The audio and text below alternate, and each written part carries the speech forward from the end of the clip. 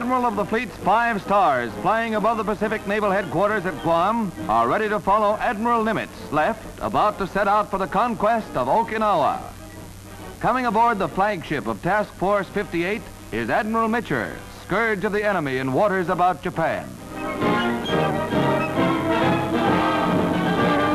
1,400 ships get underway, and the invasion forces aboard cast worry aside for the moment and beat a tune out on the old squeeze box, while Ernie Pyle left watches a fast-stepping jitterbug run up a little hot rug cutting for the biggest invasion fleet ever assembled in the Pacific.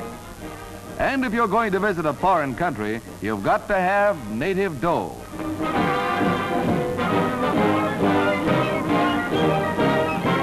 Strategic airfields are the objectives as the great fleet's guns open up.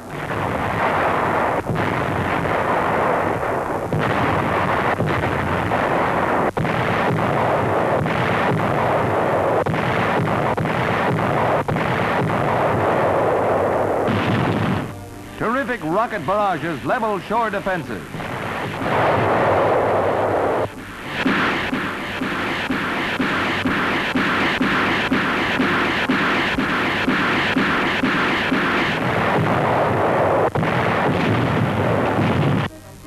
Army, Navy, Coast Guard, and Marine cameramen combined to photograph these stirring scenes of the landing nearest to Japan's main island. Kyushu is only 360-odd miles away. Little resistance was encountered by the first troops ashore, but sporadic sniper fire was met. Pillboxes cleaned out with grenades. While little Jap resistance was met at first, enemy defense grew stronger near Naha, the capital. Forts similar to this met our troops. Thousands of civilians willingly gave up to the Yanks. Miserable and undernourished, they at first wondered at the treatment they would receive from the Yanks, but fear soon vanished. With the latest defeat of the Jap fleet and Air Force, Okinawa's fate is sealed.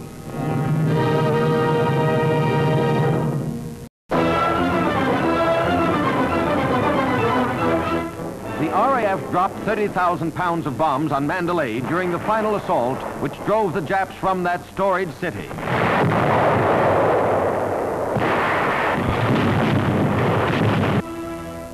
The city of pagodas was subjected to a 12-day siege, which blasted the Japs from their defenses.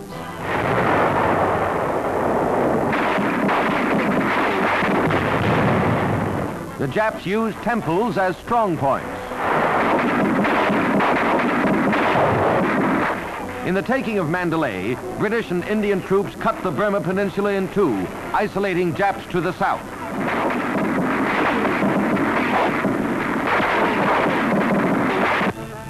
Another captured Jap flag, another symbol of the setting sun. It took concentrated shelling to crash the walled city on Dufferin Hill. The Japs held out here for days before the first stunned and blindfolded prisoners were removed.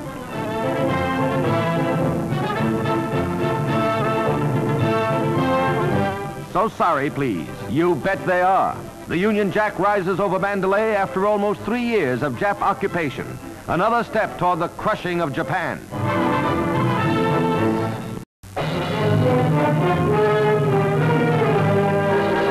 The American Third Army pushes farther into the crumbling German citadel, racing other Allied armies to Berlin.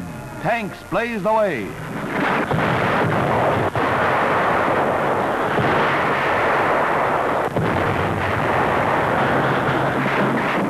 German prisoners, hunched over to avoid fire from their own troops, are rushed to safer areas in the rear.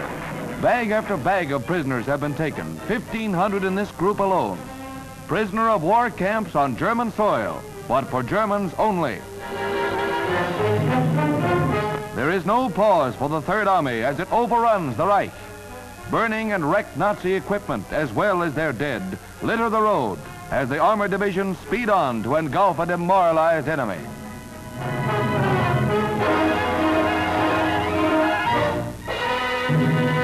For the first time, Signal Corps cameras picture actual rocket attacks on the European front.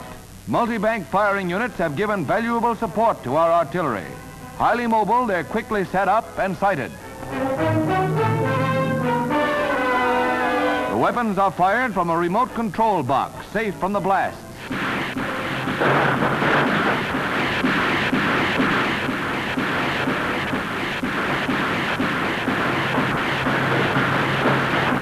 Many of the rocket banks are mounted on trucks and can be deployed so fast the enemy doesn't know what hit it.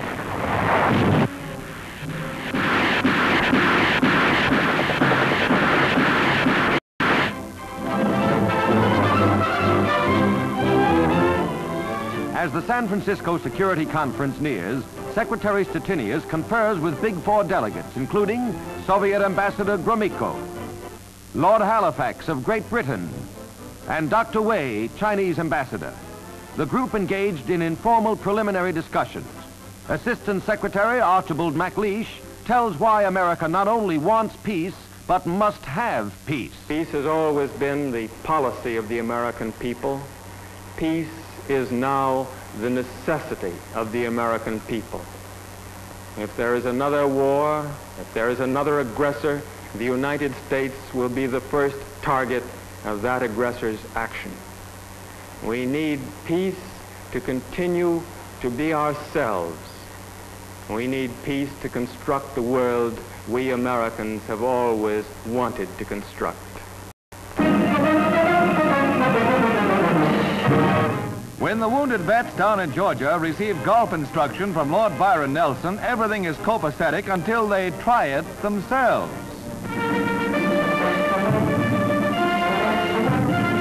Joe Kirkwood, famous trick shot specialist, steps into the spotlight. And how? For something extra fancy, Joe tees up the ball this way, grabs his war club, but it's a bitter pill to swallow. Things are different in the second round as Joe whacks it, and he'll take no lip from Mr. In-Between.